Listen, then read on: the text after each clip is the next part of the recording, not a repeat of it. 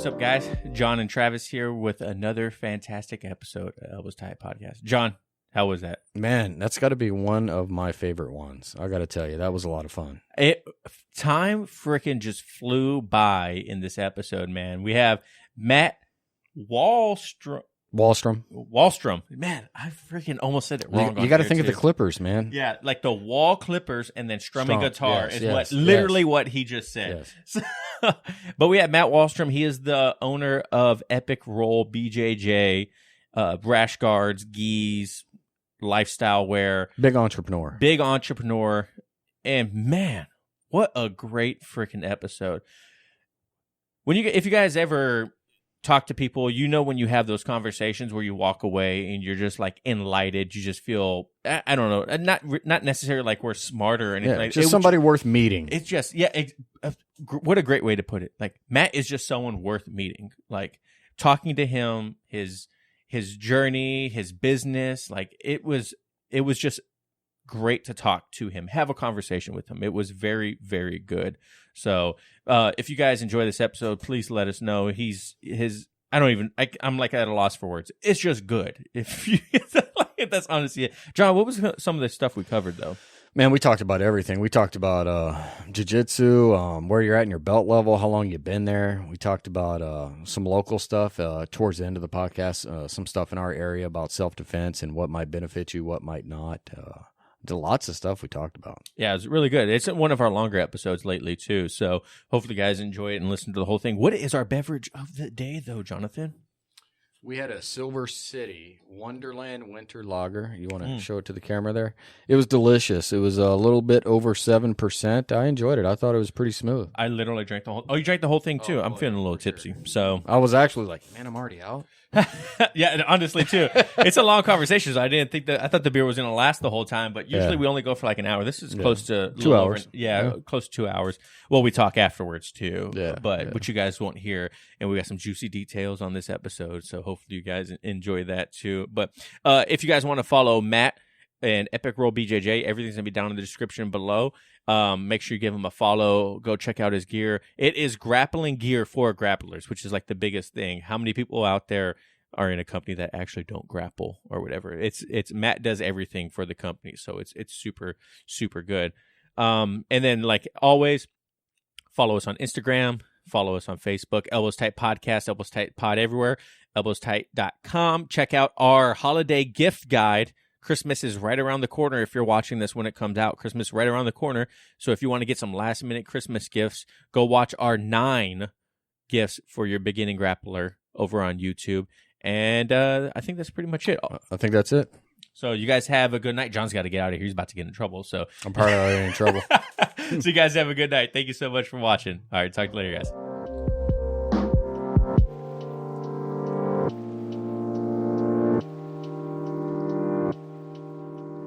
Welcome, everyone, to another episode of Elbows Tight Podcast. It's your host, Travis and John. John, how you doing today? I'm doing real good, man. How you doing? I am doing fantastic. We have a wonderful beer today that I cannot wait to share with you guys. John, where'd you get this from? My wife was gracious enough to pick it up for both of us. We wanted it to be an epic podcast today. So we got an epic reason to have an epic podcast today. So, I like what you did there. So our guest today is the owner, CEO, and brown belt, Matt Wahlstrom. How you doing today, Matt? I got it right. I'm so good, man. Thank you. Yeah, absolutely. You did. You nailed it. I was like, I started for a second in my head. I was like, you did. I thought you nailed it. I was like, don't act like I don't know how to say it. We just went over this. So how you doing today, Matt? How do we remember? I'm good, brother. I'm good. Thank you. Hey, Thank you. So before we go any further, let's go ahead and get into your beverage of the day. What do you got in that cup? I saw it would look like a beer. You did. It's a beer. A buddy of mine told me about this drink. He went to OU University in Oklahoma, and they used to drink these. It was Stella beer, but they put just a little bit of Rose's lime juice in the bottom of it. Stir it up, and I'm going to tell you something. It sounds ridiculous, and it sounds mildly feminine, but it's very refreshing. It's like it's just a good, Stella's great by itself, but you put a little of that Rose's lime juice in it. Try it out. Is it like a Corona with lime now, or? It's not. It's like a little, a little tangy. It's got like that sort of summer shandy. Oh, okay. All right. You know what I mean? Just like really crisp, refreshing, Yeah. easy, kind of like, That's a man that drinks I don't beer. usually ask for it when I go out to like restaurants because I just feel a little too weird Oh, ordering my it. gosh. I'm like, could I get just a third of an ounce of Rose's lime juice? You know what I mean? I just leave it alone. I get it, you man. know? I had a Corona with a lime last night, and I thought it was fantastic. I was like, holy crap! I forgot how good a Corona with a lime. It's so simple. It's a light beer, but it is so good. You know. And now, John, why don't you go ahead and what do we tell Matt what we got over here? We're drinking a Silver City Wonderland Winter. I mean, it's dark. It's a good 7%. Yeah, I don't know if you can see But that. now the Matt. camera's moved on With us. the I don't know healthy where I'm bottle. pointing anymore. You just point. But healthy bottle. it's pretty good. Yeah, it's really good. Yeah.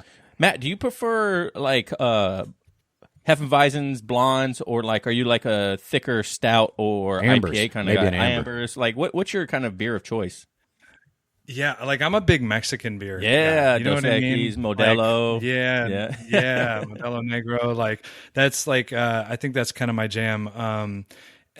More than I feel like the darker beers is kind of like a seasonal thing. Like I can get down with that like in the winter. You know what Yeah. I mean? Getting like a little bit of a thicker beer. The one thing that I've never gotten behind, and it's just it's like I don't like mint chocolate chip ice cream either, and I'm like one of 3 don't- people. I know what? you know what I mean? Like I know, Can be bro. perfect. It's like I hate it. Actually, it's not even I don't like it, but It's not even I don't like it. but, I like, absolutely hate it. yeah. But like IPAs, I never, you know what I mean? Like, and that's like the gentleman's beer. Like everybody talks about them. They've always, Yeah. there's 411,000 companies that make them now, and everybody's trading them on the black market. It's fucking crazy. But I can't. You know what I mean? I'm like, just give me a Corona and a lime. Bro, I'm with you. Good. I'm with you. I think we used to be the same. Like I was the same. I couldn't drink them. I'd drink one and it was like I was baking a loaf of bread in my Yeah. stomach. I was like, can't do these things. But now I've learned I can do them. I just look for the ones that have the smallest IBU rating. The higher the rating, the worse they taste. Yeah. Did you say what's the IBU? It's the International what is Bitterness Units. Yeah, so like a double stout has like a lot of IBUs, so it's got like that real hoppy flavor to Yeah, it. you're sucking on a pine cone. Yeah, I'm not much for those. Right. Hate it. Yeah, no, when I first started drinking IPAs, kind of like to your point, I was like, these are terrible. How are people like in love with these? And now I kind of like went back around to it. Like I had like a big IPA kick for a while, and now I'm kind of like I go into the grocery store and I'm like, oh, so half the grocery store is IPAs, and then there's a blonde, a hef. You know what I mean? It's like, okay, well, I guess I'll go back to last episode we had Coors. Yeah. I was like, I just want something light. You know what I mean? Like I'm not trying. Been a to long time since we had water on the podcast. It was pretty good. I actually felt more They're hydrated. Dasani, and they were out of Dasani, so I get it. I was like, Fuji water? This is great, man. Like, Yeah. so, hey, Matt, well, enough about beer. I mean, I could talk about it all day because I love it so much, but we really want to get to know you a little bit more. Can you go ahead and give us a backstory of how you got into jiu-jitsu and whatnot? Yeah, so I started jiu-jitsu in 2005. I did Taekwondo growing up. I grew up in Southern California, and I did Taekwondo growing up. And I feel like every kid, did at one point or another. And something happened, like when I got a little bit older, I think I came to the conclusion that self-defense as a life skill it was like a non-negotiable. You know what I mean? Like it just seemed like something you needed to have. I was getting married and having my first son, and around that time I think was when The Ultimate Fighter was kind of getting out and was kind of getting popular. And so I kind of saw jiu-jitsu. I saw this, this thing. I didn't really know too much about it, but at the time I was doing graphic design and web design, and so I Googled jiu-jitsu schools, and the school that had the best website, I was like, well, clearly that's the right choice because they have a decent website. So They know what they're doing. obviously that's the only credentials that they need. And I went, and it was a different time for sure, because it was very much the old school jiu-jitsu, like, kind of beat the shit out of you, like relentlessly. Like now we're very nice to people when they come in, and we're very accommodating, and here's how it's going to be, and you're going to hit plateaus, and we go through all the ins and outs, really to integrate people the right way, which I think is a really great thing to do. But it wasn't really like that for me. It was kind of just like hop in, and if you don't die, then congratulations. And And so I started doing it. I did it for about a year, and then I decided, hey, I want to get into MMA. Not because I wanted a career in it, but because I had never really been in a fight before. And at that point, I thought, getting into a bar fight and beating somebody, especially when you're training, doesn't seem that impressive. Getting in a ring with somebody who's another trained fighter and beating them sounds a little bit more of a challenge and a little bit more impressive and a little bit more exciting. So my jiu-jitsu coach at the time told me to do one more year of jiu-jitsu and get like a really solid foundation in it. So I did. So I was a white belt for 2 years and got my blue belt like the day before I had my first MMA fight, and had 4 fights, which I had like a 3-1 record. I lost one fight to a state champion wrestler. I lost on decision on points. So it was good advice. It was good advice to do jiu-jitsu and get that solid foundation. But yeah, that really kind of kick-started it. And like I said, it's been 16 years now that I've been training. So did you feel a little extra pressure getting the blue belt right before you got in there? I think it maybe gave me a little extra confidence. Yeah, right? Like, I got this. Yeah, all right. Yeah, I kind of did. Like, and the guy that I fought was, his whole little camp of people they were mean mugging everybody, and they were oh yeah, they were like heckling people, just like assholes, I mean, they were, and so I was like, all right, like I got this, and I went in and I beat him in the first round. The ref stopped it. He just wasn't defending himself from punches and strikes, but yeah, that felt good. That felt good to do that. But I do remember when I got in the ring and I'm like looking around, and there's all these people, and I'm standing in there, and I'm looking down at my feet, and then the bell rings, and I'm like watching my feet walk forward on this mat. And all in my head is, I'm just like, what in the fuck am I doing? Like, what am I doing right now? Like, you know what I mean? Like, this is crazy. But then, it's like sink or swim, right? Like, somebody's going to win, somebody's going to lose. And so you just kind of, it's that like fight or flight, you just go after it. So it was cool. I'm glad that I did it. I think it was a cool experience. I think it takes, for anybody to go and get in the ring, I think it takes a level of commitment and, being able to be humbled because it's like you're kind of putting yourself out there. Yeah. One of our good friends, he actually, he's a purple belt in Brazilian Jiu-Jitsu, and he did 2 amateur MMA fights already. He's 0-2, but that's not to say anything towards it. You know what I mean? Like his second fight, he lost TKO. He got rocked, and he's like, "Oh crap!" He's like, I wasn't expecting the guy to hit that hard because he's like 125, 135 pounds. He's like, but yeah, he rocked me really good. But beforehand, he was talking about.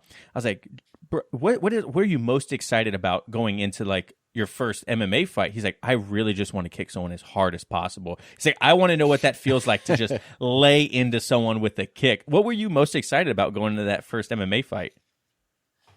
Man, I don't know if it was just like, I kind of in my life has always had these big audacious goals kind of set, sporadically throughout just, my just life. And so it was kind of another one of those maybe personal milestones, like little, just little things that I wanted to do for me. I wanted to test myself. It's, there's some level of just barbaric, like just something that's in our DNA. I mean, it's like, from our ancestors and that whole side of it, there's just something very primal about it. And to be able to do it, I think in a controlled setting where it's like, it's nice to experience that, but I don't want to go out into the street and get into a street fight and have somebody get killed or have some crazy stuff happen and end up in jail. It's like, you know what I mean? Like just within reason. But I think you also learn a lot about yourself and like, perspective of just life and what you do under duress and in these kind of situations. There's a lot that like kind of goes into that and a lot that can test you as like a human being. So I think it was just something kind of exhilarating from that standpoint of just a challenge, Yeah, I'm listening to Hicks and Gracie's Breathe right now, Life and Flow. And if you guys haven't listened to it, it's a great book. It's him like remembering the beginning days of like Vale Tudos and like MMA and whatnot. And one thing he talks about too is like when people first started like jiu-jitsu getting popularized, he realized what was happening was there was what he called a lot of paper tigers, right? People that were saying, oh, I train, this and that, but at the end of the day, they probably wouldn't actually ever get into a fight and then use it as to where, back in the early 2000s, especially people that grew up in the 90s in jiu-jitsu, it was completely different, right? It was fighting was a normal thing, like hard training practice, like you mentioned, like you got your butt kicked in practice and whatnot, and now that's definitely changed for good and bad, right? Like it's better for business not having people walk in and getting their butt kicked day one, you know what I mean? So when you were a white belt coming from Taekwondo, what was the biggest eye opener for you?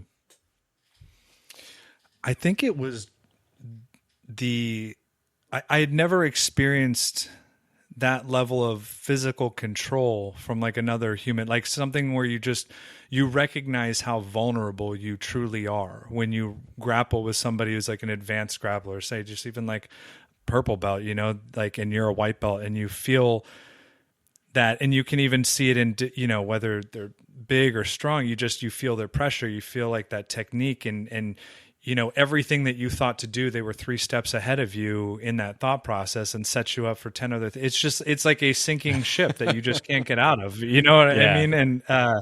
And so it's hard to, I think, understand that without experiencing it, right? You can explain it to somebody and you can talk about it, but until you've had somebody sitting on top of you, sucking the life out of you with their pressure and you can't breathe and, you feel like you're about to pass out and all, this type of like stress and, pressure, it's very, it's very eye-opening. So I think once I saw that, I was like, wow, this is like, the cliche, like it's like a superpower. It's just like a thing that you when you learn this, and then when you get really good, you learn how to apply it like gently, and just almost to an insulting level because it's so gentle that you don't even know what's happening. And next thing you know, you're like tapping out. So it's a beautiful thing. It was unlike any other martial art that I had seen or experienced. And I think I quickly recognized how it also seemed like a very practical form of martial arts to study and give my time to. Like, I think there's definitely value in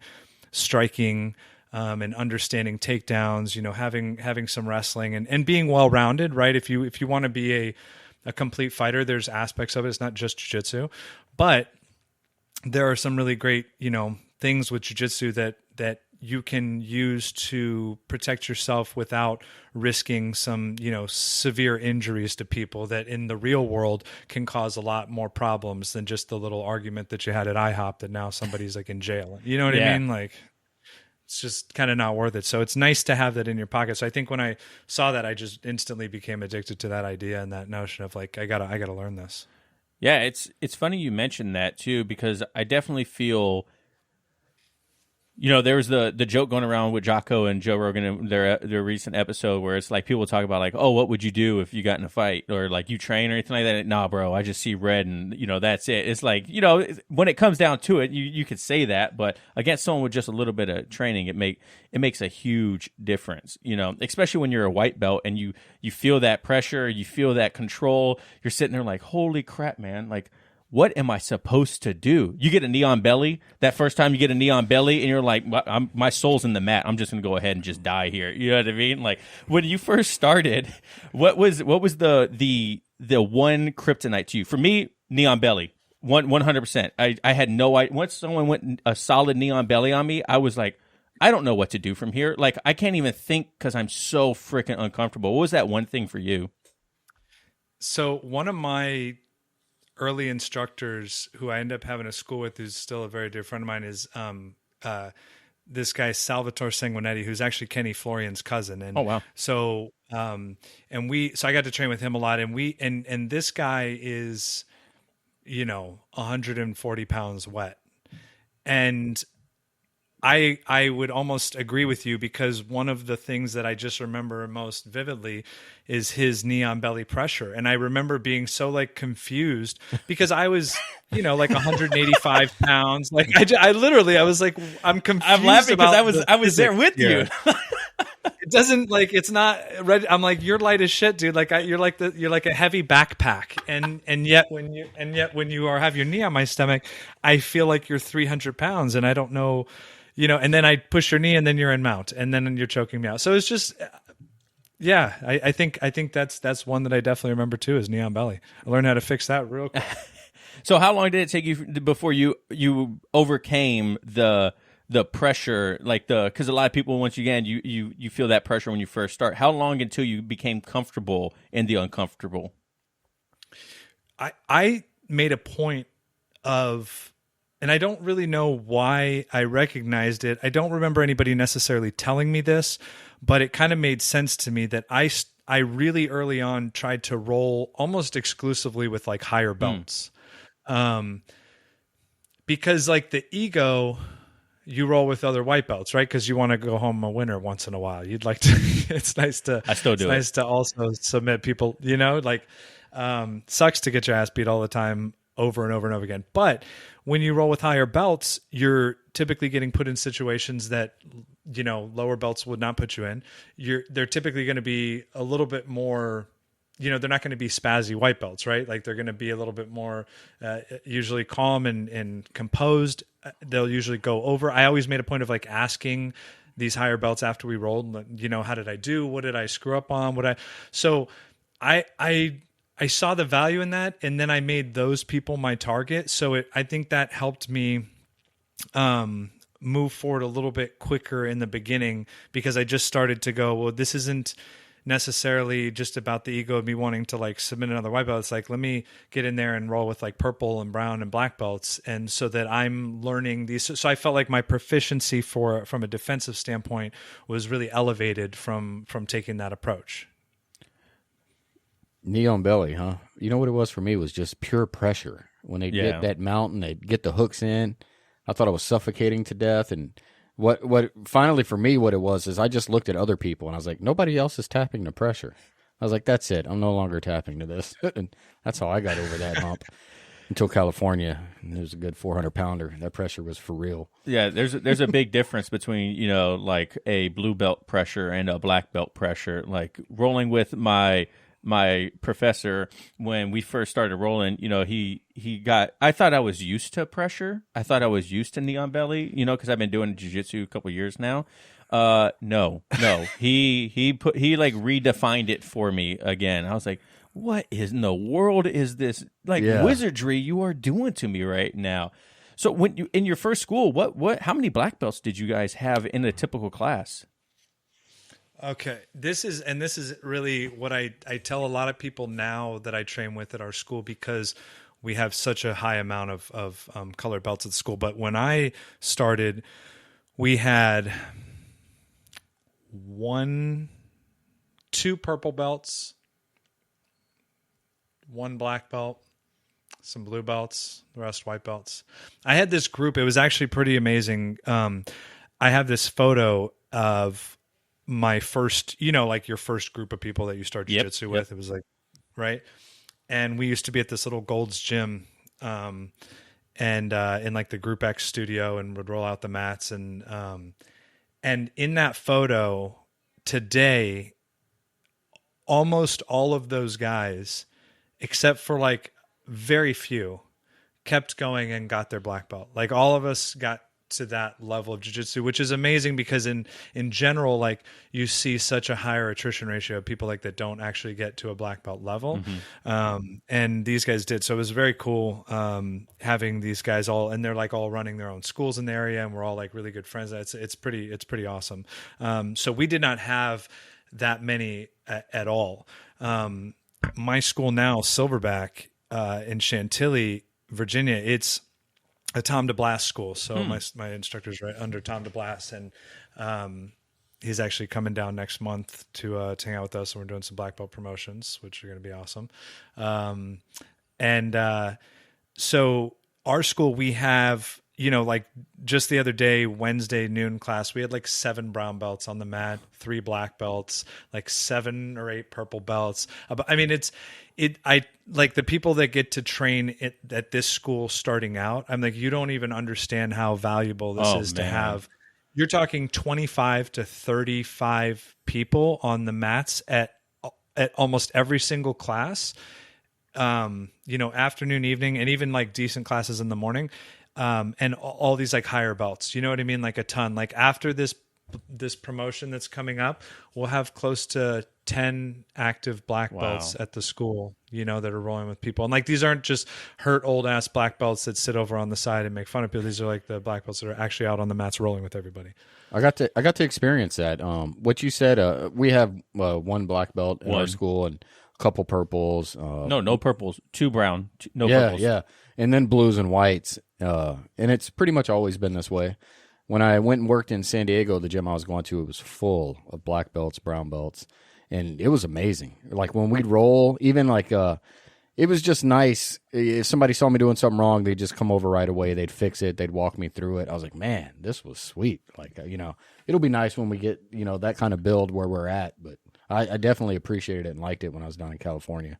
Yeah, I definitely agree with that. Like it's so fascinating because I feel like when you have such a high skill ceiling in the gym, the skill base is higher also. You know what I mean? Like your white belts in my eyes are already that much higher because there's more skill, there's more technique, or there's more experience. That's the word I'm looking for. There's more experience for them to come over and help you out. We've only always had just one black belt in our school. So whenever we have like a visiting black belt, we're like, oh my God, like smash me. Like, I'm like, don't take it easy. Just crush me. You know what I mean? It's like, come on. I got to experience something new. We had Nathan Orchard come through and did a seminar in our school, and there, man, it is just a world of difference between like a black belt that trains and then a black belt that is, you know, a world renowned, like does it for a living. Because I couldn't explain. It's like a Marvel character that came in there wearing a gi and just destroyed the. I was like, are you kidding me right now? Did he just tap like 15 times in 30 seconds? I was like, that was amazing. I was like, this is crazy how good he is. I can't wait to be, you know, a half of that level or whatnot. So do you get to travel a lot for work since you own Epic Roll? I do. And you know, Epic Roll is a side hustle that turned into a second full-time job. I'm a real estate agent, nice. Real estate investor. That's my full-time gig. So I'm licensed in DC, Virginia, and Maryland. I have a team with my wife, and so we've been doing that for about almost 8 years. So yeah, I love that. It's a great industry, but Epic Roll started, and as it has evolved, in the past 3 years, since I started it, it went from, you know, drop shipping some t-shirt designs to, you know, sponsoring like huge athletes and tournaments and working with like amazing companies and people now doing, you know, collaboration projects. And so, I get to travel quite a bit for that. And I always train whenever I travel, you know what I mean? So like I have a school in Hawaii, Kavrina's school in Oahu that I've been going to for the past almost 10 years, you know what I mean? Since I was like a purple belt, and that's like my Hawaii school. It's so cool. You know what I mean? I've got my school in Orlando, Florida, that I go down to and train, Elementum. And so there's it's very cool. I get to travel and train. And that's like one of the best parts about that is the people I've been fortunate enough to connect with and meet and work with now. It's pretty amazing. So when you travel to these other schools for work, or since you're there in town, is there like a grace period of where you have to get used to the way these people roll, like because you're used to the people at your school, or is it kind of like you've been there so many times, you already know who to roll with and how they roll?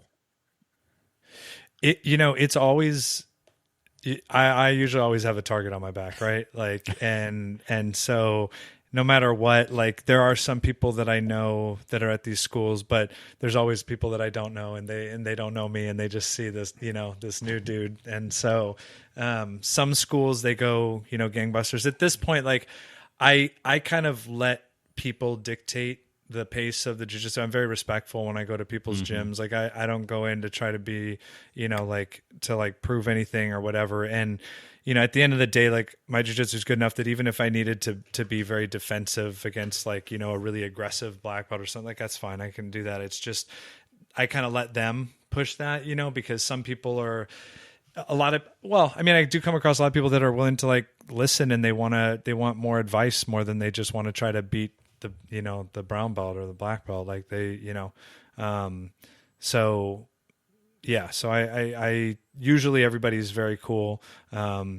But it's always tough. Like, right. You can't just like pop in and like slide in like unnoticed. Like most of these schools I go to, I'm like the highest student that's in that class, if or what's, so it's like, you just have to be accepting of that. But our school and the philosophy is that we, don't promote people, when they can be promoted, right? Because if you were to promote somebody to say a purple belt and then they go to some school and they go in there, you never want them to go in with this mindset like, I just got my purple belt. Like I'm a 1 week purple belt, versus the guy that's been a purple belt for 6 months or whatever. Like if you're a purple belt, you're a purple belt. You know what I mean? And you're expected to operate at a purple belt level. And it's to give everybody their own confidence in that, right? Like you want to go in and I wouldn't want to go in and be like just the mindset of like a new purple belt. You know what I mean? Like I'm a purple belt, and so I'm going to, I'm going to train like a purple. So that's really like kind of what we cultivate and sort of make sure that we have people at those levels, because, man, I don't know if you guys have experienced it or not yet, but I mean, there are for sure levels of black belts, and as long as the industry continues to grow, and more schools pop up, it wouldn't be weird to think that perhaps that might water things down in terms of some type of quality and quality assurance, and like making sure everything's up to certain standards. You get some kind of like random place in South Dakota that's training, and they're like, yeah, we're brown belt, we're black belt. It's like a very different brown or black belt than like what you might find in San Diego, right? I think we totally understand that. We used to have one that would come through the gym pretty frequently, and all of us were unsure if that was legit or not. But you can't really ask, so we didn't. but I was like, especially no, but it's like you don't want to be that guy. You don't want to be a blue belt, but like, are you really a black belt? Yeah. But the fact that we were just wondering, we were like, and we weren't the only ones wondering. So yeah, our professor actually rolled with him, right? And the guy was talking about how he's a Carlson Gracie Jr. black belt and this and that. And he's like, and our professor's like, oh, really? He's like, he has the Bulldogs tattooed on his chest, right? That's like, he's like third generation black belt, right? And he's like, oh, really? Me too. And he like opens up his gi, and the guy was like, like he's like, do you know this person? He's like, oh, I don't know that person. He's like, oh, it's a pretty prominent person within the Carlson school. Like, and he's like, he never came back after that. Have you ran into so? I mean, it doesn't necessarily have to be a black belt, but like someone that you're like, I don't. Come on, bro. Like, you could be honest with 100%. Me. 100%. Yeah. Oh yeah, we have people coming through our school quite a bit. I mean, we had like one of our blue belts tapping out a black belt. Yeah, and this wasn't like a 400-pound blue belt and a 12-pound black belt. You know what I mean? This was like two normal-ass human beings that just the black belt jiu-jitsu was, not black belt jiu-jitsu, man. It's just, I don't know. That to me, like, the belt is there, but your jiu-jitsu is your jiu-jitsu. Right, there's no faking that. There's really not. And I think the best thing people can do is work on building up their confidence through their competency, and really just taking that approach, because I mean, I'm, of my guys that I came up and trained with, I'm the last person to be getting my black belt, right? Like 16 years, bro. You can become a fucking doctor sooner than you can get it, like that's true. Like 16 years. What have you done for 16 years to then get to, and then they're by the way, you're now starting over. You know what I mean? Yeah. Like, great. So it's, you have to like get past that and just focus on, your technique. And we definitely see different levels. But to me, it really makes me appreciate where I am, because we have people that are training for ADCC that come by. Muhammad Ali was over training with us, recently. Tom DeBlas, when he trains for his fights, Sean, my professor, Sean Steuben, is his preferred jiu-jitsu training partner. Like when I first came there, I remember coming there with a lot of jiu-jitsu experience and rolling with him. And he's like my size. Like we're pretty much the same. I think he's like a little bit taller, but we're basically like the same size. There should be no huge size advantage. And I literally could do zero things to this guy. Like it was again, another one of those, I was like a white belt flashback where I was like, what is happening right now in this situation? Because I can't pass your guard. I can't even get near you. And you keep tapping me out. Like, what the hell are you doing? And to me, it triggered this like thought. I was like, wow, there's this guy who is just phenomenal at jiu-jitsu. Like, what an example. Like, what an amazing, I can't even believe that's like a whole nother level now that I can strive for. So now I'm like learning under him. So now anytime that I'm doing well against him, that's like my litmus test, right? Where that's where I gauge like how well I'm doing is like how well I'm doing against him. I mean, we have some monsters at the gym that are just super talented, and I think when you have that coupled with a gym full of like really cool people that all just like want to learn jiu-jitsu, like it's an incredible gym to be a part of, you know. And there's a lot of people that probably get stuck at places because of their options. But I think the advice, you know, would be for longevity is to really find a place where you feel supported and feel like it's a place where you can grow, and you know what I mean? Because there's a lot of the McDojo ass places out there, you know? Yeah, absolutely. So going into your brand, Epic Roll, at what point did you think, man, I kind of want to start, like, I love jiu-jitsu so much, I kind of want to incorporate it more into my life through like a brand or something like that? And at that point, did you have _BJJ in your Instagram tag?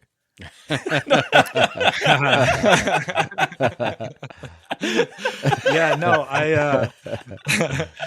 I was actually, Epic Roll was just going to be a URL. I came up with the name, and then I bought the URL, and I was going to do like jiu-jitsu videos with my buddy Philip, he's a black belt with us, and we were going to make videos, like just beginner, intermediate, advanced videos. And this was kind of before a lot of the platforms and everything was popping up. Like now I'm glad that I didn't spend time doing that, because it'll be like, who is this guy that's doing videos? Or you could buy famous people's grappling videos. Right. You know what I mean? Like, or you could buy mine. So it was a silly idea, but it at that same time, I had kind of found out about drop shipping. I don't know if you guys are familiar with drop shipping. That's what I was going to ask you about that too, because I'd never heard of it until I was researching you. Okay. Yeah. And then I was like, man, I need to know more about this. Because we want to do stuff with our podcast similarly, right? Like elbows tight and send out merch and whatnot too. So, but if you go into detail, by all means, please.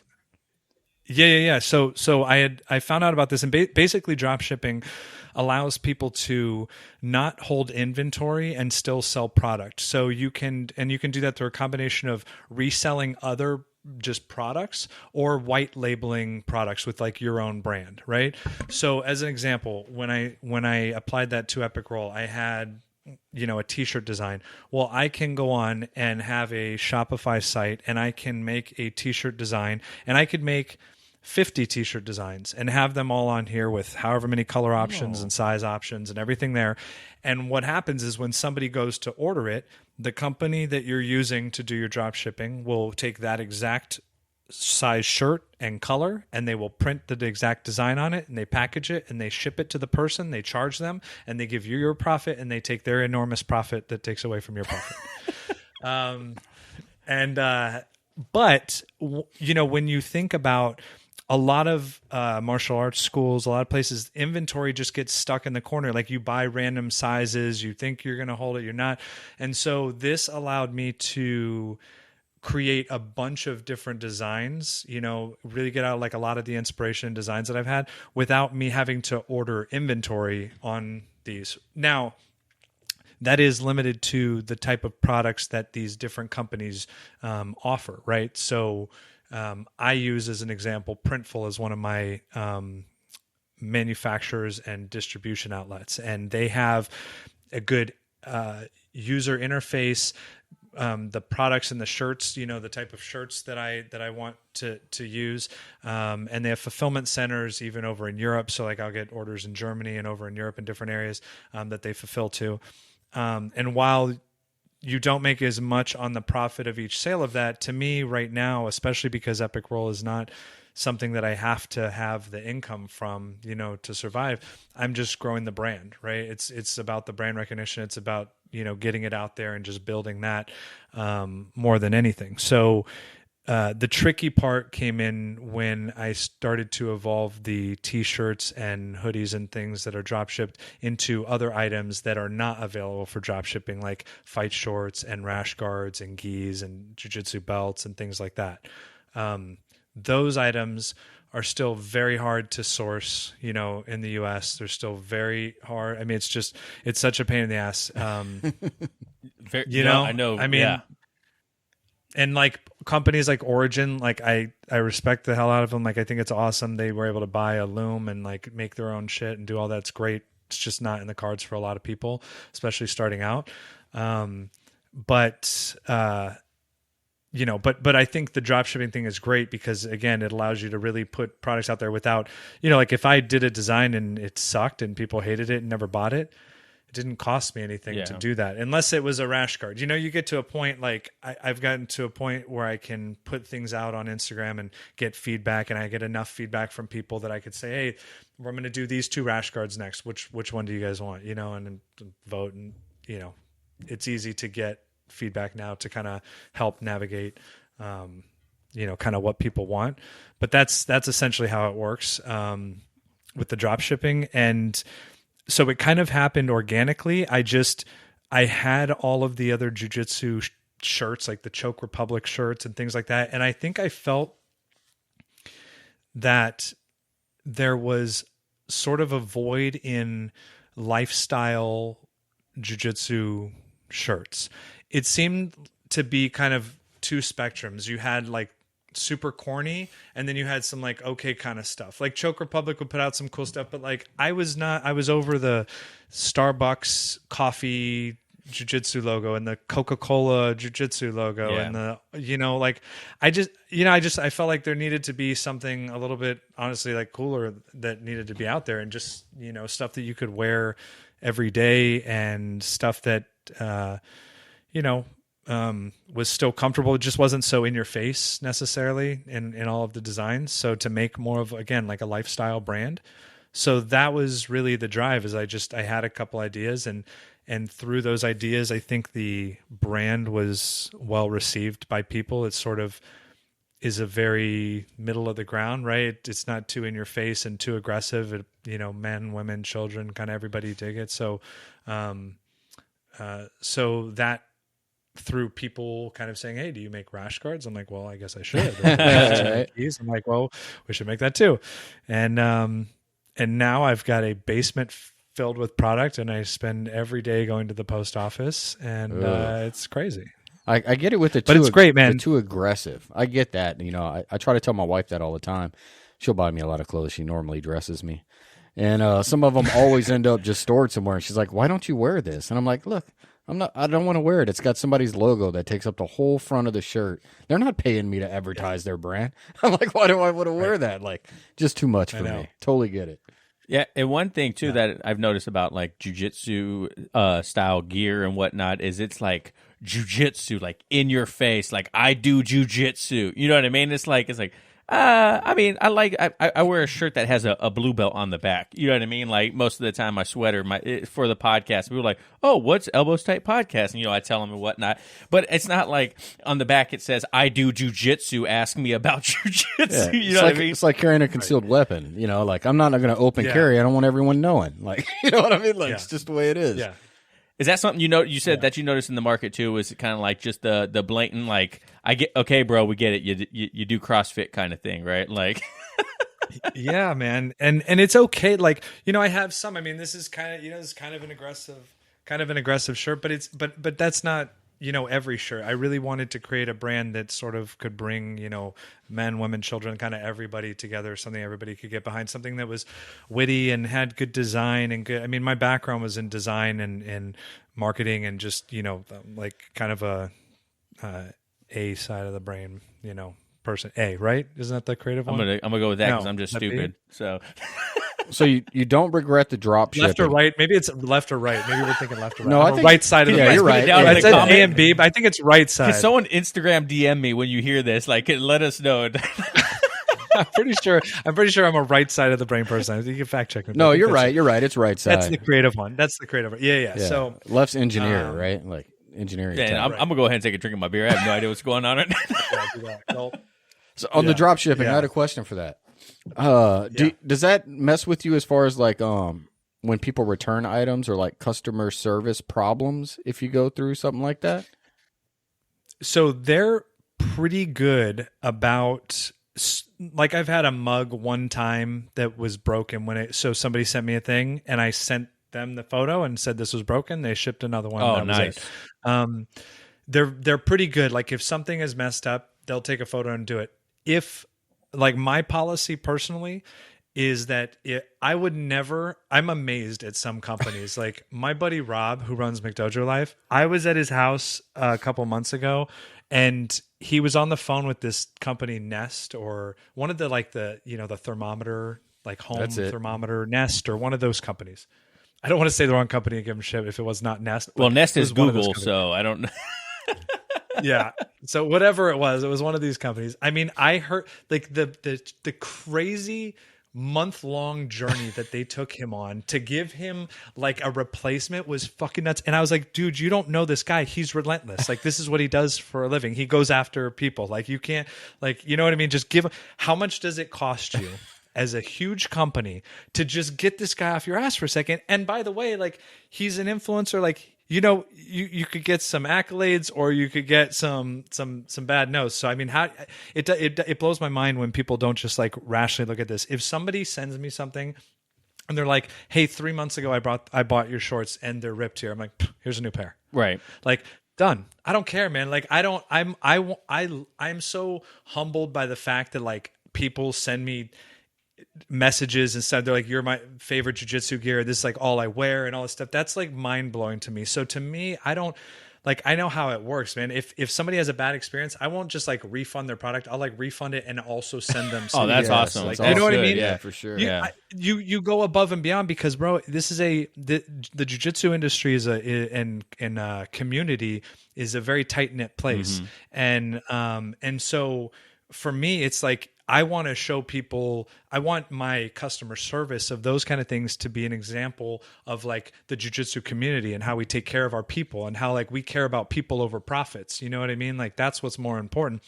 And by the way, when you do that with those type of people, when they have maybe not even a bad experience, but they have a problem and you fix it, those people become like your biggest fans. Yep. Those people become the ones that go above and beyond to like talk about how you resurrected their whole problem and fixed it and solved everything. Like it's basic stuff. You know what I mean? It's basic stuff. So that's like kind of always how I deal with that. I mean, it's, And if I don't have something in stock, like I'll just make it right. Like whatever I need to do, there's no situation. Like how pissed is somebody going to be if like they order something, it's messed up and you go, well, here's all your money back plus another free thing. Yeah. Like, you know what I mean? Like you're still a dick. This was messed up. But you're not allowed to have accidents because, you know, like, I mean, some people you can't please everybody all the time. I get it. But like in my instance, I never have issues with that, man. People are super cool and get it. And if you take that approach, you don't have to stress. You know what I mean? You don't have to worry. Like, I don't want people out there hating on, be like, this guy's like a cheapskate. Right. You know what I mean? Like, not worth it. So when you first started, I pay attention to a lot of entrepreneurship because we're trying to, like I mentioned earlier, we're trying to turn this in more into than just a podcast in the long run. And one thing a lot of business people talk about, especially when it comes to like clothing or some type of merchandise, is you have to give a lot of it away for free when you first start to get your name out there because no one's going to buy something they don't know what it is, right? Did you have to do that when you first started? Did you give away, well, not necessarily give away, but you like friends, family, or people that you trained with, did you give them free products? Say, hey, man, tell me what you think about this. You know, tell your friends if you like it. Was that something that first you had to first do? 100%. Yeah. 100%. I still like, I will still, when I reach out to people, because I'm trying to take this has worked out so well for me. And so my network of people and who I work with, like everything about that, the way that I've kind of, the philosophy I've had with that has seemed to work out really well. So I've kept it up. And when I contact people on Instagram, obviously I'm only looking for people who have big followings, who have a lot of engagement, who are like posting, you know what I mean? Because I'm just not in the business of just giving people like, yeah, that's not sustainable. Away. It's right. There's, some strategy here, obviously, but when I reach out to people, I just tell them, hey, this is who I am. I see that you do jiu-jitsu, that's cool, whatever. I just want to know if I can send you some of my stuff to check out. Like, no strings attached. You don't have to post anything. You don't have to say anything. You don't have to do anything. If you feel compelled and you like it, by all means, post something about it. But there's no stress. There's no stress. Like, I've had people contact me and they're like, hey, we'd love to work with you and review this, and we'll give you an awesome discount on purchasing our product so that you can review it. And I was like, No. Absolutely not. It's not how this works. You can send me stuff and then I will review it, or I will, whatever. But I'm not paying you for, like, and so I kind of fall back on the confidence that I have in my designs, and like I feel at this point I've been very fortunate enough to have a really great perspective on the designs and the clothing from some like really, I would say, important people in this business that I would assume that if my stuff was garbage, I would have known. Right. Like, they would have told me. It would have been like, things wouldn't be progressing the way that they are. Sales wouldn't be progressing the way that it is if it were going the other way. So I feel confident that in my design abilities, and it's just kind of getting it out there. So I kind of in the back of my mind know, hey, if I send this to them and it works out, great. Like, that's the cool part. I get lots of free stuff sent to me now. It's weird how that works, right? But it's fun. Like, it's like you and we all work to try to help each other. Like, a lot of these companies and my sponsors and stuff, they're companies that we're all, small business owners that are working together to help boost each other up and brand recognition and, send people their way and all that kind of stuff. So it's fun, for sure, to kind of do that. So I just take a very organic approach to things with that, and sending people this stuff, and then you build content from that. Right. And then that helps. 'Cause the reality is that it takes a long time for people to care, like it really does. You're posting a long time before people are engaging and looking at you.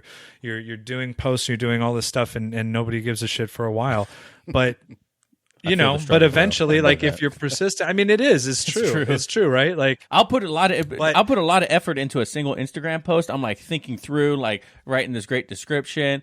And then I tell my wife, I'm like, I like legitimately thought about like every piece of this content. And I mean, likes don't determine if it's good or not, but I'm like, I had like zero engagement on it. It's like, it's kind of discouraging, but you got to know, no one gives a shit who I am right now. Right. Like, I mean, we have a good following of this podcast, but it's like, you have to, it doesn't happen overnight. You got to frickin' grind and then keep being consistent with it. I mean, bro, managing, like, because I manage 5 Instagram pages, but 3 like regularly, my real estate one, Epic Roll, and my fitness bottle, the One Bottle project that we're getting ready to launch.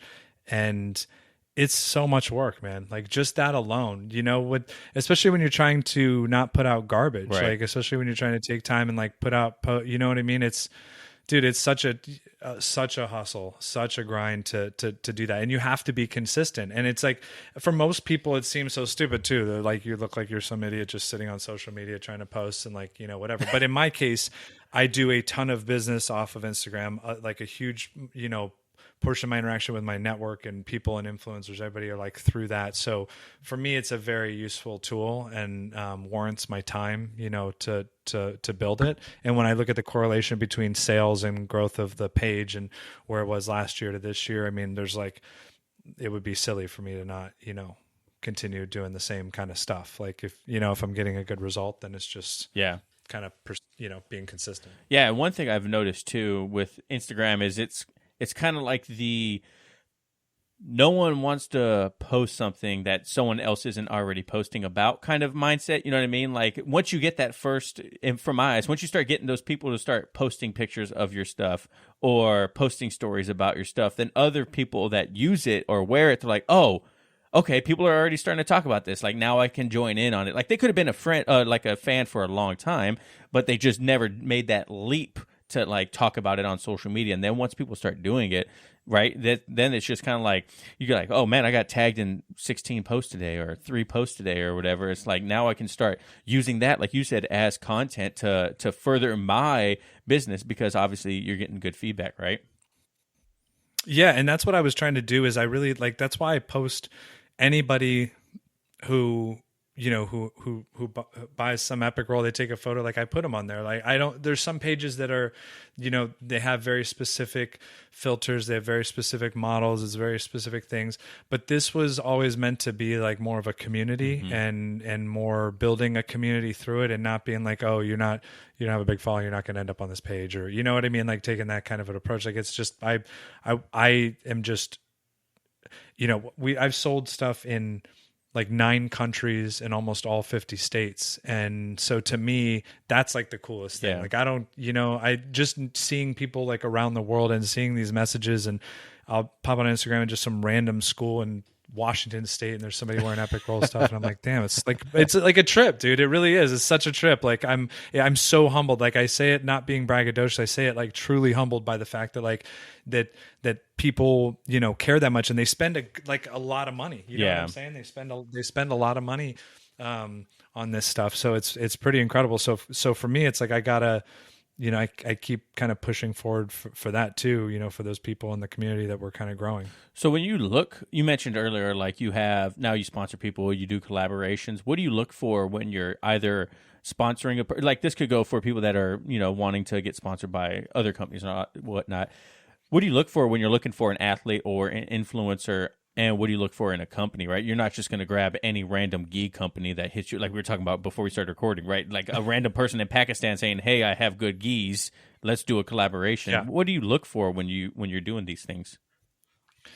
So first with the athletes, it's about how often they're competing, what their current sponsorships are with other companies, and what they're looking for from me. So like as an example with Mason Fowler, super well-known grappler, doing really good, has a bunch of sponsors, but he didn't have a no-gi sponsor. And so I was able to go in and go, cool, let's make a Mason Fowler brand. Like you have a name for yourself. Let's start creating, you know, some gear for you so that you can start making, you know, that a revenue source. There's value to these people and their brands. So we were able to do that. And then a lot of the times it might just be including some of those other sponsors in the stuff, where they can put my logo on their gi, or I could design their no-gi stuff. So everybody's really individual and different, but right now it's really, you know, working with people. And I, again, it's not that I don't have complete belief and faith that there are these, you know, amazing grapplers coming up that, you know, maybe they got 400 people on Instagram. That's not necessarily a direct marker to how successful they are going to be. But as a business owner and having a certain limited budget for marketing and certain things like that, I have to be conscious and aware of where marketing dollars are going and where product is going. So a lot of time it's about people that have a decent following, you know, on Instagram, like that are going to have at least 20,000 people or more, you know, and that are posting and competing, you know, normally, like where there's going to be visibility, right? Like I've had 2 world champions compete, you know, and win in epic roll gear. And so that's kind of what with that. And then with the companies, right now I'm still in a position where I can kind of do some of these one-off projects. I work with a Chicago Police Department, and I design all their rash guards for them. They all train jiu-jitsu. It's like part of their thing with their new recruits. And so every couple months I'll go on and turn the thing on my website for that people to go on and order, and I order them and send it to them. And so we'll do kind of fun projects like that. But with other companies, there's just been stuff that's recently popped up, and it's very unique and specific to the situation. So, which I can kind of talk about this because it's not out there yet, but you hear it first, guys. You hear it first. We're getting the exclusive Matt back at Roll. You're not hearing this anywhere else. Like, I only say it because they posted it too, and so I was like, if you're posting it too, see, somebody already said it. It's okay. I didn't say it. I did say it, but then they said it, so we both All said right, it. perfect. So shit's happening. But no, Killcliff energy drinks. So they are the ones that they're jiu-jitsu guys. These the guys that run the company, and they don't make jiu-jitsu gear. And so when they saw the gi that I did with Rob for the McDojo Life documentary, and kind of we launched that gi. When they saw that, they were like, "Hey."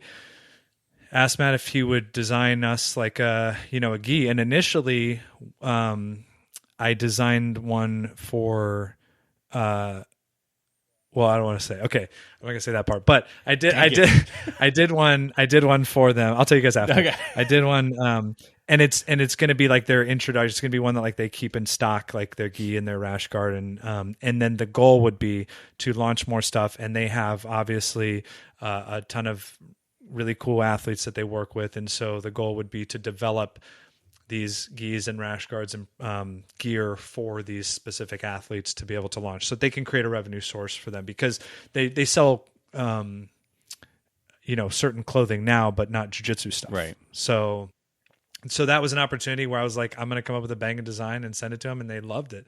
And so that was that. And now I'm like, holy shit, working with Killcliff.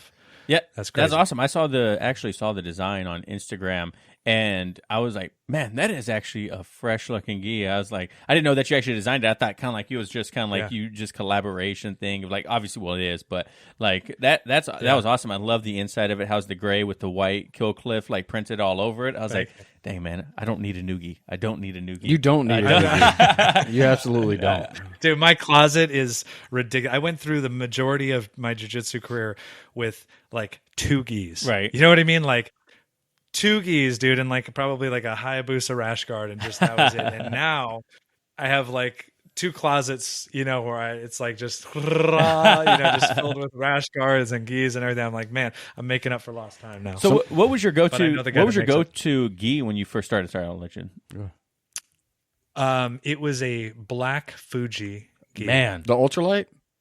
Or was it it was the ultra fucking heavy is what it felt like. It was made out of carpet. Yeah, I got you. Is it the judo? It was like one? a judo yes, gi. I was about to say yes, we have those dude. when we first started, and it felt like I was wearing a rug. Like it was like I was walking around like the kid from the Christmas Story. Like holy shit! Oh man, like grabbing a piece of concrete, dude. Like just bye knuckles. So that was like my ninja gi. And then I think I had like a what was the blue? I think I had like a tatami or something after that, and so no, it was pretty terrible. But I mean, back then, like it was. I mean, damn, dude, my first MMA. No, it was like maybe my second MMA fight. I think I wore like tap out shorts. Yeah, man. Like what a nerd, you know what I mean? Man, watching people walk down the street with tap out was like I was like, yeah, you probably just don't even train, or I wasn't gonna wear. You're like, you're definitely not a fighter. Yeah. Sequins jeans and like a like Ed Hardy shirt. You're like, okay, you don't. Oh, there you go. You got True Religion on. I can't trust you. Right. Exactly. Well, here's a revenue source that I've seen that's missing, and I see it all the time in the gym, and I'm experiencing it now. How come we don't have like some shoulder slings that are jiu-jitsu orientated? When I was in the hospital and I had to put on that stupid robe with the weird buttons, I was like, man, I wish somebody would start making some jiu-jitsu gear. How many people we see there wearing arm braces, ankle braces, you name it. They got wrist braces on, and they're buying all this cheesy copper tone stuff. And I'm like, we need somebody to make some cool stuff for that. I know, Matt. I know, right? Sky's the limit, dude. I'm hoping to branch off eventually and kind of take this in like a sort of like a Quicksilver Hurley sort of direction as well, where I can kind of. I think that name. I had a couple of friends kind of talk to me about that. Like, that name kind of I think would work in a few different industries, and I'm like Hurley hat and friggin' I'm a California boy, you know what I mean? So I might branch off and see about including some surfing, skateboarding kind of designs eventually. That'd be cool. See what happens. So jumping back into your jiu-jitsu journey, when you were promoted to blue, purple, brown, everything like that, did you come to find out not many people test? Did you test for any of your belts, or was it kind of like, hey, congratulations? No, we just got our belts. we did not do that. I was already a brown belt at the school that did start doing that. But before that, it was not. It was like you just kind of did it, and it was instructor discretion. And I remember people like telling my instructor before I got my blue belt, they were like, "Hey, man, you should probably promote this guy. Like, like what do you do? Like, what else does he have to do?" And it was like one of those things. And so he was like, "Oh, okay." And I think early on, it gave me a little anxiety. I was like, do these guys pay attention to like what you're doing? Like, do I need to like report in and let them know? It's interesting how many different methodologies people apply to this. Like some people, they track your days in, you know what I mean? Like the efficiency or how well you perform doesn't matter. You just like, oh, you were here these many days. Here's your belt. I think it really, to have it run the way that I would prefer would be just to have a really, focused and observant instructor. You know what I mean? Because ultimately if you're getting a black belt potentially under them, then their approval should stand for something, right? Should mean something. I think jiu-jitsu is just hard because it takes so damn long to progress, and you're at these belts for, I mean, like I said, I've been a brown belt for 6 years. You know what I mean? Like, that's crazy. Like these belts that people are at for these long times, I mean, it's really hard. So I think if it can be a little daunting, I think sometimes I never had stripes either. We never did any stripes. My brown belt was the first time that I ever got any stripes. Never did it. But I can see the value in doing it for people when you're trying to commercialize the sport a little bit. Like I know that people don't necessarily want to commercialize it, but you have to, if you're starting it as a business, like you want to make money. It's a shitty business if you're in a business that doesn't make any money. And so I think to prepare people and maybe give them a little bit of a marker of like where they are, a little marker of acknowledgement of here, yes, it's not about the belt, for God's sakes, we get it. But also, it's about growing your business. And like, if you have somebody that's a 5 or 6 year blue belt and they have 0 stripes, and they might just go like, what's happening? So, I mean, everybody's obviously free to kind of take that approach how they want, but we didn't, we don't do that at our school either. People were just given belts because we are constantly rolling and constantly training hard and kick, you know what I mean? It's like, they don't necessarily have to go through a gauntlet, at the end to get the belt, So you mentioned your instructor being observant and, kind of paying attention to you. In your eyes, what makes a good instructor? Is it their belt? Do they compete? Like what aspects of jiu-jitsu do you look for, or leadership, when you look for a good black belt to train under?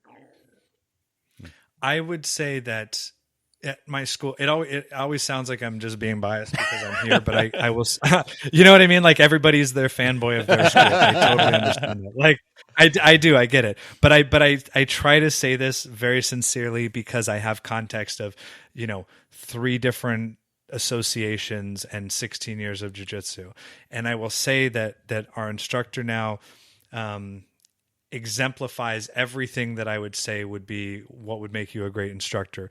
Number one, he has cultivated a culture within the gym that is welcoming and inviting and fun and exciting and just awesome, right? So like that's one thing, is like, it's a top-down approach, I believe. It's just like companies, right? There's a difference of customer service from Chick-fil-A versus like McDonald's. It's a company culture type of a thing, right? So in this company culture, he's created and nurtured this environment that's very friendly and very inviting, which obviously really motivates people to come and want to do jiu-jitsu. Secondarily from that,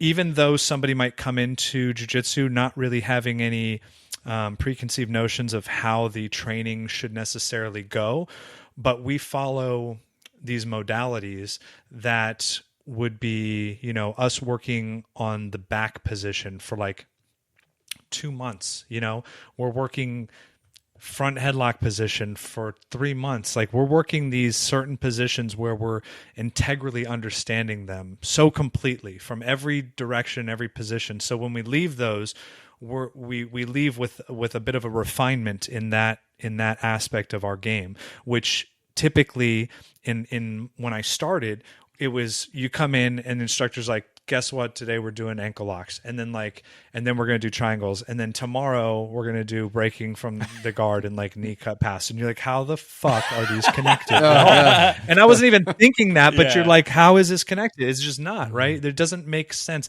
It's not an efficient way to learn jiu-jitsu. And you start forgetting stuff, to tell you the truth. You really start forgetting, all like, the time, fuck, bro. what did we do last week? Yeah, like, what was Thursday? I don't even remember. Yeah. All the time. It just doesn't make sense. And so I wasn't fortunate enough to have that type of a situation until going to Silverback. But my jiu-jitsu has gotten exponentially better being in this system, plugging myself into his system of an approach to jiu-jitsu. And so I think that, and then also somebody, I understand that black belts, by the time they're black belts, a lot of people are broken and old and it's hard, and I get it. But I really respect the black belts that continue to push themselves, that continue to learn and evolve, and that do put themselves out there and do train their students and do roll with their students, because like my instructor wants us to beat him. You know what I mean? He's never going to let it happen, but he wants us to beat him. Like, he wants us to get to that point. Like, that's his goal. And you can see that, you can feel that in his approach, and how he breaks things down. He's also very analytical. I mean, he'll break out a whiteboard and start writing shit down where I'm like, it blows my mind. I said to him the other day, I was like, I don't even know how you retain the stuff that you retain and can regurgitate it just like on demand. Like, it's super impressive. It's super impressive. He knows so much about every situation. You could tell that he's just such a true martial artist and such a man that's dedicated to his craft and really spends time with it. You can't fake it, right? Like, right. He has some credentials that are mind-blowing, and one of them being that no black belt has ever walked into our gym and ever submitted him. So just wrap your mind around that. And Muhammad Ali has come into our gym, and EDCC. I mean, like, you understand? It's like, again, he's like my size. This isn't some gorilla man that I'm talking about. Like, we're talking about a normal ass dude who just somehow has superpowers. So I think all those things go together, and somebody who is really willing to assess each individual student's journey and able to help them, because I've had friends where the schools didn't give a shit about them. They cared about their profits. And so when they're going to their instructors going like, I'm struggling, or like, I'm struggling to find the motivation, I'm stuck, I'm feeling stuck, I'm feeling like I'm not learning. We all hit these little like roadblocks and points, little lulls throughout our journey, and almost every single belt happened to me, every single belt. And so not having a support system around that, and not, especially when you're a senior belt and you've gone through these things, to not, take that person and try to work with them. Because in my mind, the goal is to have them keep doing jiu-jitsu, right? Like, that's the goal. Spread the love, spread jiu-jitsu. More people, get them involved. So, having somebody who can take somebody's individual journey and still, make them feel like they care about that and they're acknowledging that and really work with them, and then that to me is all the ingredients of like a solid instructor. Man, that was great. Yeah, no, that was a fantastic answer. So you mentioned you've been a brown belt for 6 years. Like, you've been doing jiu-jitsu 16. You've been a brown belt for 6 years. Has that ever kind of demotivated you, because you're like, man, like 6 years is a long time at a belt, and like, at those points, if you have hit them, what have you done to kind of break through that barrier to keep training? So it did. I always was giving the advice about hitting those lulls like to other people. So I always felt like I had to take my own advice. So when I got stuck in a situation or at a belt, I usually would just find something that was interesting to me within jiu-jitsu. For example, like triangles. And I was like, instead of,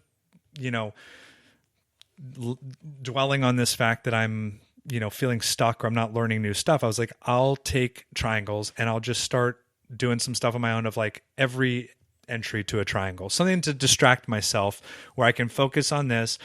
And hopefully the byproduct is that I kind of move past my little lull and keep going on. But in the meantime, I've also kind of, kept myself occupied and maybe develop some other little secondary skills, right? Like now maybe my triangles are a little bit better than they were before. So that has been something. And yes, I I was sandbagged with my black belt for a while, and a lot of things happened. But I will say this, I'm very grateful now in hindsight, because getting my black belts where I am, and with the people, and the association I'm under, means way more to me now. My jiu-jitsu, I got to go to a place and recognize that, like, while I could have been a black belt, I wasn't a good enough black belt that I wanted to be. Like, I saw these other people at my school, these brown belts and and I was like, no. This is like, I need to be at that level. Like, right? Like I need to spend the time to get at that level. And the nice part is that I had such a good time, because I've always been teaching. I've always been teaching everybody. And so I got to go to this school and be a student again, right? Like take time and be able to be a student and really just like learn.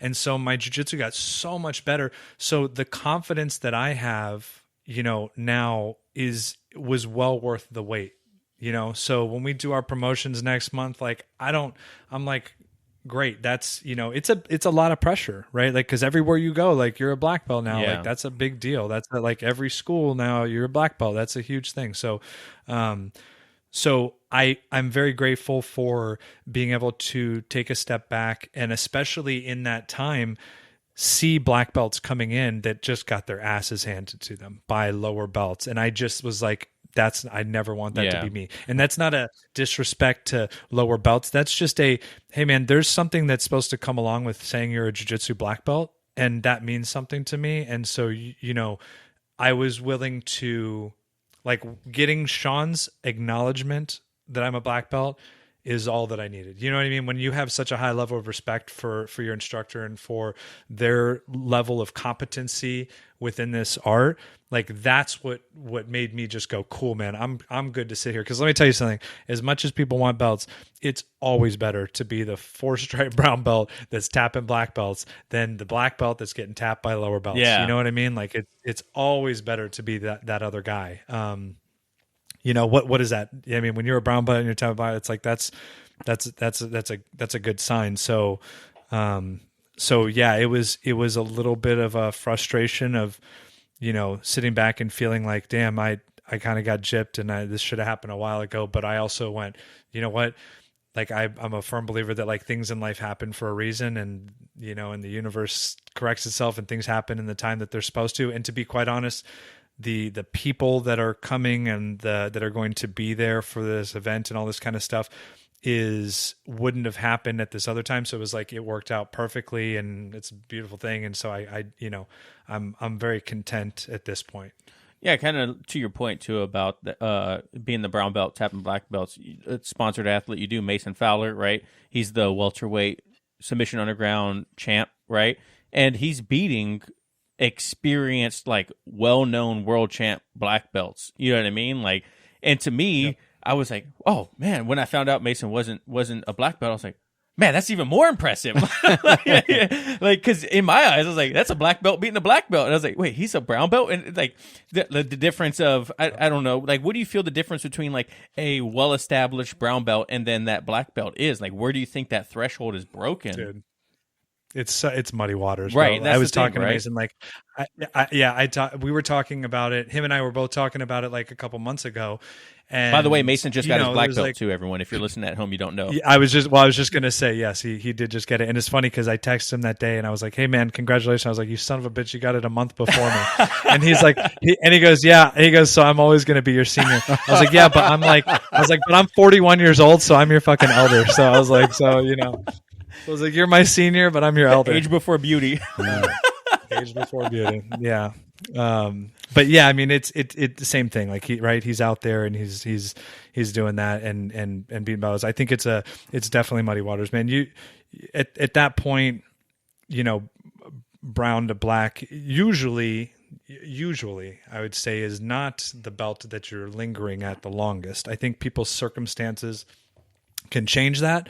I think I read that like Joe Rogan was like a brown belt for like 12 years, and Guy Ritchie was like a brown belt for like same thing, like a long time. Chris Cyborg. I think there are people, and obviously celebrities, certain people that have, things going on in their life they can't train as often, but in general, you're usually not supposed to be that belt that long, and so I think it's very muddy waters. And I've just recognized now at this point that there are so many levels of black belts, and I'm just like, I don't know. I would never want to walk around insecure going anywhere in the country, anywhere traveling to these schools and wearing a black belt. Like if that's how you feel, then that's a sign that you're not one. You know what I mean? And I think that being at Silverback and working under Sean and our different instructors gave me that confidence for sure, because it pushed me to a level where I'm competing against and going against people where I'm like, oh, if I'm doing great with these people, then this is great, because we were one of the top schools in the area, no doubt. You remember training with Blaine? He was a brown belt we trained with in Japan. Yeah. That's still one of the, like, I'll never forget that guy. He was one of the hardest people I've ever rolled with, and I can't imagine anyone really beating him. Like, it was the first brown belt we've ever rolled with, and like till this day, that is a brown belt to me. You know what I mean? Like, yeah, like he was unbelievable. Instruction-wise, I was like a phenomenal instructor, and like it was just soul-crushing rolling with him. Yeah, you know what I mean? Unbelievable. Like, that's to me, when I think I always think of Blaine. Like that guy was unbelievable. Yeah, it was kind of like you mentioned. If you feel like, when you're at that black belt level, like, oh man, I don't know if I should be a black belt, then that's probably like could have cultivated a little bit longer.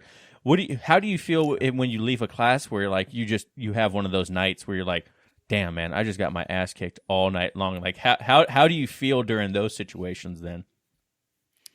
I would say I don't have those days very often. I think the closest thing that I have to that is, my body not cooperating, like, hitting the gym and like, I'm really sore and my cardio is, I'm sucking wind or whatever, you know what I mean? And I think those are just, why you kind of have to have the whole mind, body, spirit thing. I think all those components are important. So, for me, it's, I kind of, I mean, I'm at the top of the crop with our people. You know what I mean? Yeah. It's like mostly I'm there to help people and help them grow. And you know what I mean? But we have some like animals there. So it's never like, you always feel great. Like whenever I'm in there and I'm just getting hammered and it's like, it's great because I appreciate the level of talent that we have there. You know what I mean? It's like nothing to me. If I go in and get my ass kicked, that's like a great day, because then it's pushing me, right? It's pushing me. It's never if you're always at the top, if you're not getting challenged, it's very hard to grow. So I'm lucky to have some like, not only a ton of black belts, but a ton of brown belts, really solid purple belts, around me to train with all the time. So it's like we embrace and love the suck, I guess. Yeah. That's one thing that there's a saying that I heard when I was in the Navy, and it was, if you're the smartest person in the room, you should probably find another room, like in the aspect of like, you should always have personal growth. Like you should always be looking for someone that you can grow from. And I think jiu-jitsu is such a prime example of that. Like you talk about, like you go to Silverback and you're like, holy crap. There's just a new level of, you're constantly finding more and more like better people, better teaching, better technique. And you can always hone your craft. Like even if you think you know everything, you can always become. Yeah, it's going to elevate you. Yeah, you can become more efficient at a technique. You can tighten it up a little bit. There's no one in jiu-jitsu has been perfect at it. There's always something. Oh yeah, just minor things, right? Micro adjustments. Oh, like good Lord, I haven't heard that in a while. I mean, it is though. You have like there was so many moments where we're learning something and I'm like, damn, I've been doing this for 16 hours. I've never seen that applied like that. In fact, I'm like, we were even taught things that I would go as far as to say were absolutely incorrect. You know what I mean? Like literally incorrect. And I would sit with Sean and I would go through a couple things and I'm like, hey, this is what we were always shown. Like, and and he would literally go, well, let me show you exactly why that's incorrect. Yeah. And he would show me and I'm like, holy shit. I'm like, you're a ninja. Like you just, it blows my mind. Like, so it was incredible to have those like aha moments. I still have them. I still go to class and still learn so much, and will continue to, because of the wealth of knowledge he has, and how important those little details. And I think in my game now, it's about refining, right? Like there's a huge base and foundation I have. Now it's about fine tuning and making it more efficient. I'm 41 years old, so when I gotta go out there and roll for an hour, with a bunch of young purple belts, it's like I got to take a deep breath and be able to do it. So I got to be able to understand my energy and conserve things when I need to. And you know what I mean? Mm-hmm. That kind of thing is really important. So training smart and not going haywire in the beginning. John, you can relate to that. John, you guys are about the same age. I think I'm about to be 44, actually. Yeah. Yeah. So what? The struggle. Yeah. So what do you do? Matt, what do you do? Kind of maybe John can learn from you in you should tell him the majority of the students in our class are like Travis the stud here, 30 and under. Don't tell that, because if I roll Matt, I don't want him to do that. They're all highly athletic. And I try to tell them all the time, it's different when I roll with somebody that's in their 20s, that's a stud that has energy through the roof, and I got to roll with a bunch of them. And they all want to roll with me because I'm one of the few blue belts in our school. So all the white belts want to beat me. They give me their best, and he doesn't get it yet. But I'm like, you will one day. Yeah. I don't know. To your point, you talk about, you go to a new school, you have a target on your back. I think that's with any colored belt. Our black belt instructor is my age. I think we're 1 month apart. And it's easier for him, because he's got all this knowledge base. I started at 39. So I just don't have that skill set to really offset that youth and that energy. Sure. No, I get it. It takes time. And really, I try to encourage. I finally got my brother-in-law to start training after 7 years. He was married to my sister for 7 years before he finally hopped on. He got his blue belt like earlier this year. Finally, just nerds out, trains all the time, fucking loves it, changed his life. It's the whole thing. And I remember telling him one day to like motivate him, because I kept trying to get him in there. And granted, his life, everything that was going on, like it would have been hard to make it work when it did, and it's great when it did work out, but I texted him one day and I was like, hey man, I just need you to remember something. I was like, until you start training jiu-jitsu, you have to wake up every day knowing that if I wanted to kill you, I could 100%. I love it. 100%. And he was just like, are you serious? And I was like, no. Yes. I'm very serious. I was like, so yes. You're right too. And so now he's in it and, loves it. And, it's fantastic. And then you're like, you send that reminder text, I could still kill you if I wanted. I could still, oh yeah. He said to me that day, he's like, we've all been progressing. He goes, I've progressed against you in no way at all. He's like, I have done no progression with you whatsoever. I was like, well, bro, you've been on the mats for 2 years. I've been on the mats for 16. If that wasn't the case, I'd be fucking concerned. I'd be like, what am I doing here? Yeah, the big joke in our school is I wrist lock as many of them as I can. And they're like, you always wrist lock. And I'm like, I got to. You're like, that's the only way I keep the distance. Yep. I did like a quick snap on, just to let the person know there last night that there was a wrist lock right there, and they're like, "Ooh." Yeah. I was like, "Yeah, you better watch it, bro. I'm not gonna put it on them, because I feel like wrist locks are one of those things. Like if someone spazzes during a wrist lock, it ends bad. You know what I mean? So I'm like, I just let them know it's there, and then they get it out. I'm like, all right, there you go, man. So yeah. Hey, that's Matt. So one question we always like to ask people is, especially because you just recently went through it with your brother-in-law, what is the one piece of advice that you would give to a brand new white belt just starting jiu-jitsu? Well, I think it would depend on what their motivation for starting was. If it was fitness-based or if it was self-defense-based. But in any case, my advice would be to first make sure that they do their research and find a good school that is supportive. There's a lot of bout of the belt bullshit out there, and you can get sucked into that. And jiu-jitsu is one of those things, when you get in, it's such a long haul, so you're not usually popping over to this school and that school and this school. So I think going in and really observing the culture and getting a vibe, if you could see yourself there, because there's guys that they start later in their life and they come in and just see a bunch of crazy ass 20-something-year-olds that are just trying to rip each other's heads off. That's probably not going to be the environment where they're going to thrive. And, so I think just making sure, first of all, that you find an environment that you feel comfortable in. And then being able to just be very patient. because it's really, if you continue doing jiu-jitsu past like a blue belt and you it becomes part of your life. Like for me, I can't imagine it not being in my life. Like I can't imagine not having jiu-jitsu. And so to me, it's such an important thing. And so like my fitness is based around just wanting to be able to stay on the mats, as long as possible. So I try to tell people who are starting out, be patient and really also don't be a hero. Train the right way. I hate the whole tap early, tap often because it's just so overused. But really, like I went home so many times where I couldn't turn my neck, and I just trying like hell or high water to like fight out of stuff when it's like, hey, this isn't the ADCC trials. Like, what are you doing? You know what I mean? This is class inside of a Group X studio. What the fuck?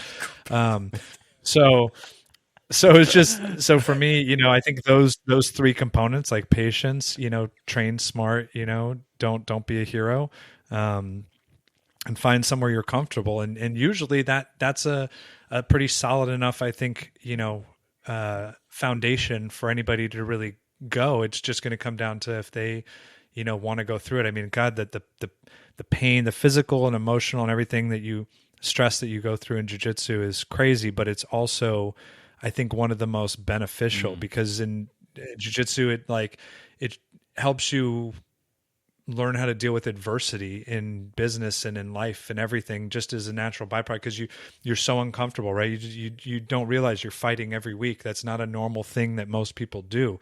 They come home and they sit and they watch TV and they do their thing, and we're like trying to kill each other. And, it's just not a normal thing. And so, so I think just recognizing that and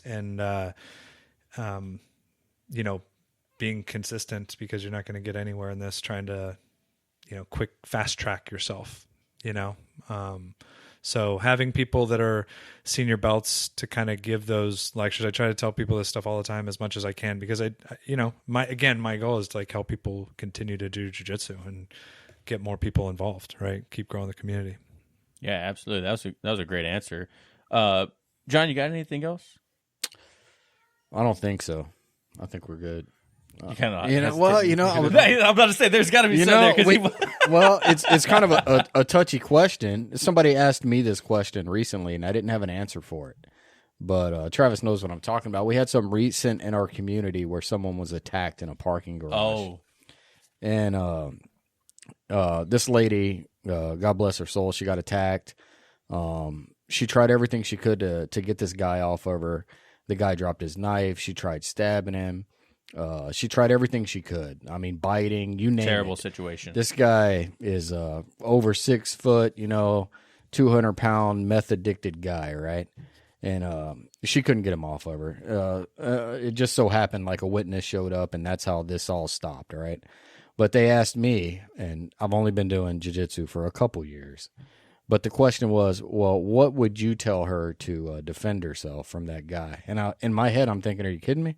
I was like, don't be there. That's the best thing I could think of, right? Like, and it turned into this conversation, and I was like, I just don't see. I mean, this person fought. They tried to stab him. They did everything they could. Female versus male. I understand the whole self-defense thing. And that was part of the question. They were like, well, should I do a self-defense class? And I was like, honestly, I don't think that's going to help you in this situation. This person fought as hard as they could.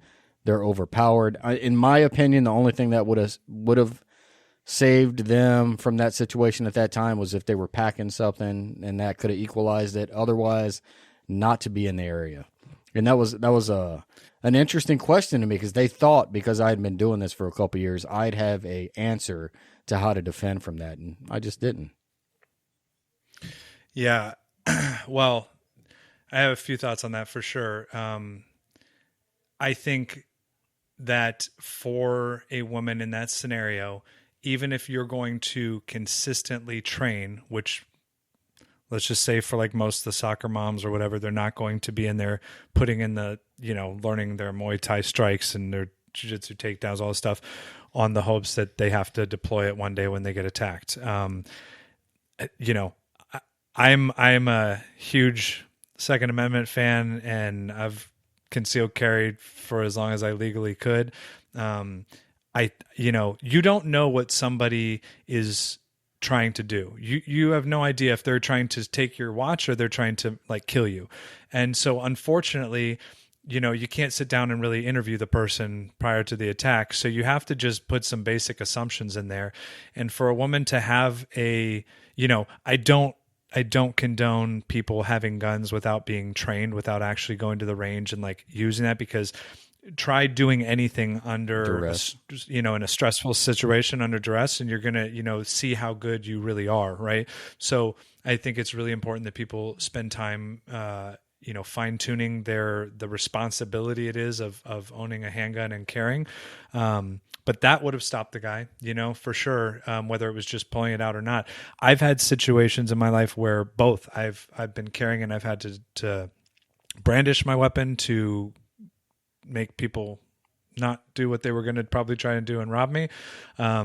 And then situations where somebody was attacking another person and I used jiu-jitsu to control that person until the cops arrived and, and completely disarm the situation. So I think it's, for everybody, it's really individual. But as you said, the best thing is to not be there, right? Like, I think my life phrase, is that I always just keep in the back of my head is like, pay attention to everything, because, in life where you're walking, what you're doing, pay attention to opportunities for jobs, pay attention to your life and how easily you can lose it by not paying, when you're driving, I mean, everything, like just pay attention. And so for somebody being out there, I'm not, you never know, right? What can happen, but I think there's a way that somebody can carry themselves. There's people that are, when you're walking around, you're actually looking around, or are you walking through a parking garage looking at your phone? Yeah. Yes, right? exactly. Like, how are you carrying yourself? I mean, all these things are important, but this idea that you're going to go take one self-defense class and do some bullshit. And then like all of a sudden the guy's like, wait, hey, hold on. This isn't how it went. I kicked him in the groin and then he went and down. that's what we were trying to That's tell what them. I was trying to is explain. There's like one self-defense class ain't going to do it. I brought up there was a cop that was, I don't remember what city she was, but she was a 3-stripe white belt, and she said the only reason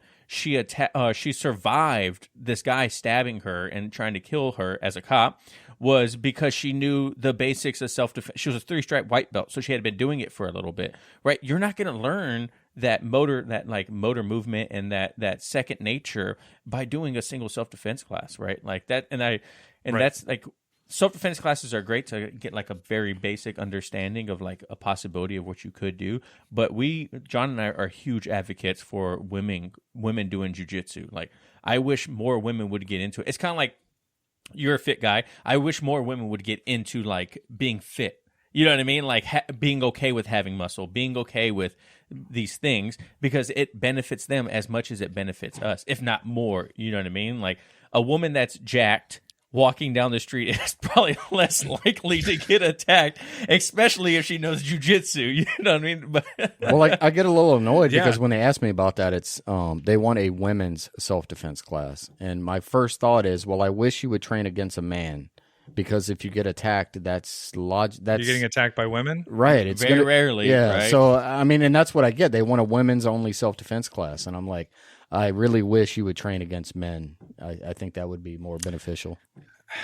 I totally understand that. And especially with jiu-jitsu, I understand girls wanting to train with other girls, right? Because it's very hands-on. Yeah. We have girls in our school, they train with the boys. It's not like a weird thing at all. We have one girl that joined because she was attacked and she was able to get away. She's a very physical girl. She was able to get away, but she was like, I don't want to ever let this, happen like again, and just like it be hopefully that I get away. Right. So she's empowering herself by learning this stuff and learning these skills. So it's probably not, so singular. There's probably like a multifaceted approach that people could take to really be prepared. It's just that we live in such a comfortable setting every day. Yeah. Like our day-to-day lives are so fucking easy, man. We don't have bombs exploding over our head. We don't have crazy shit usually going on that often. Like for the most part, things are pretty relaxed. So if you're not walking through some, dark area in like the backside of a city at 2:00 in the morning, like you're usually pretty good. So don't put yourself in shitty situations, but don't